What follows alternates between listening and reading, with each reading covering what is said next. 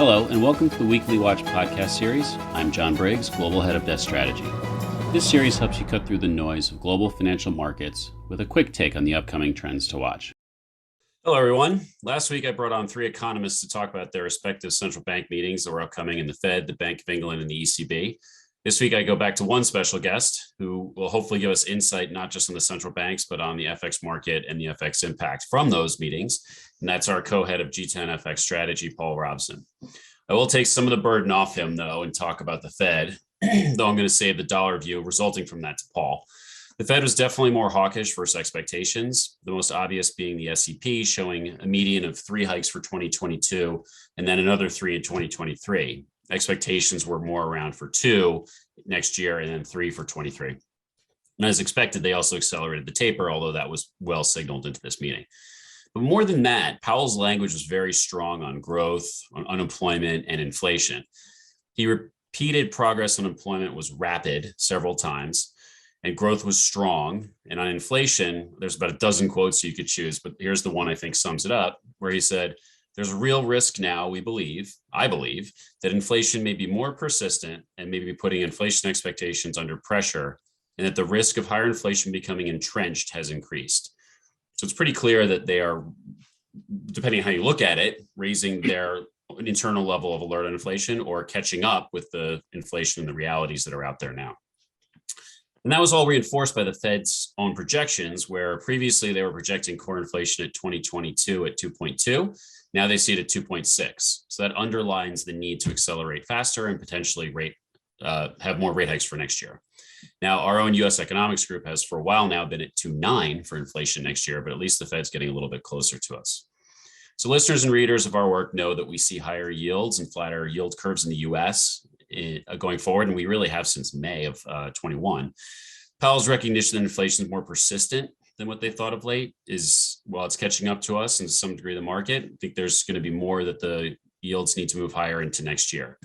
Now, looking ahead, we think that that is driven by a market not really worrying about, is it 2 next year, is it 3 next year, does it start in April or June, or what the near-term timing is. But ultimately, the end state, what's the terminal funds rate? How high are rates going to end up going? Right now, the market has that 1.25%, 1.5%.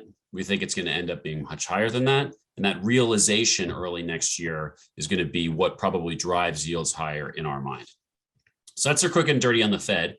So now we'll go to Paul. So Paul, can you tell us the main takeaways from the Bank of England first, and then follow that up with the ECB?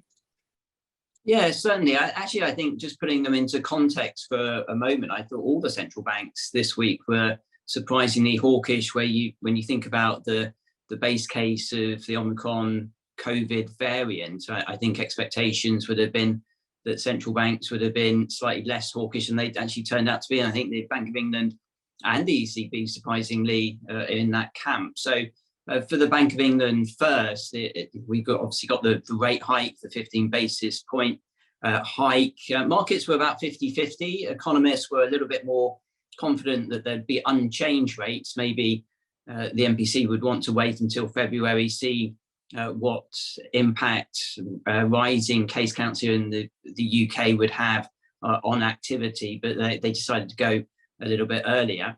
We had no new forecast. It was very much the minutes and the statement. So it's about the guidance that was contained within the minutes and that statement. And there it was a little bit more cautious, I guess, on the chances of a Fed rate, a February further hike in rate. So they said that the decision in December was finely balanced. They would review the Omicron data come the February meeting.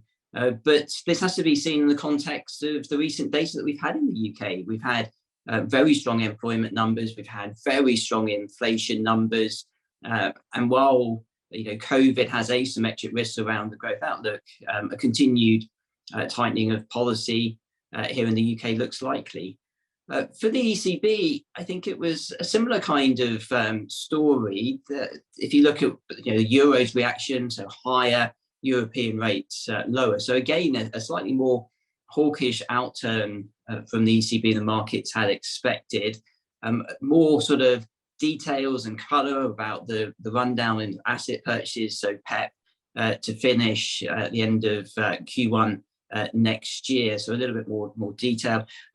But on the other side, a little bit more dovish on inflation. So inflation back up to target, but only for a temporary period, and then below target at the end of the forecast period.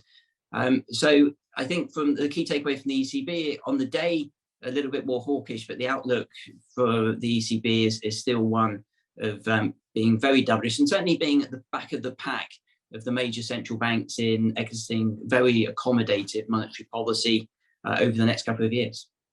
And that is kind of one of the anchors towards some of your calls. So what does that mean now? Or what's your takeaway from the week regarding the dollar, sterling, and euro going forward into next year? Any changes in your views? Is it, alter anything that you've been writing or thinking about? No, I think that the key takeaways are as we expected, but I think you have to heavily caveat that with the calendar. So we are in mid-December. We are running into the holiday period. We do have increased uncertainty around COVID and the impact on European growth, UK growth, US growth. And I think with a market that is priced in tighter policy in some of the major economies, then and bought the dollar, I think it's just a case of trimming some of those positions. So the run into the end of the year might see, for example, a little bit of dollar weakness, but we don't expect that to persist into early 2022. So for the Fed, I think it's very much a buy the rumor, sell the fact. So markets are positioned for a relatively hawkish Fed. In fact, the Fed actually beat those sort of hawkish expectations, but you still had the closing out of positions. But we get into next year, and we still think euro dollar down to 110, dollar yen to 120 is the way forward.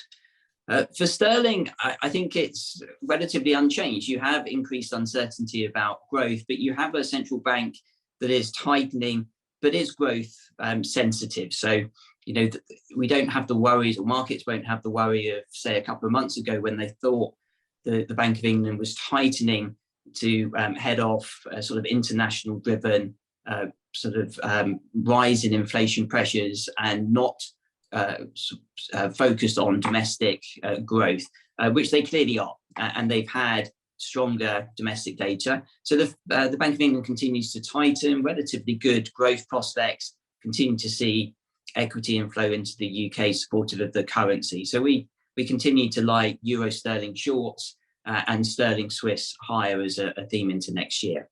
For the ECB and the euro, again, it's just the idea that the euro is held back by a continually dovish ECB. So very little in today's decision that changes the view that they're going to be at the back of the pack.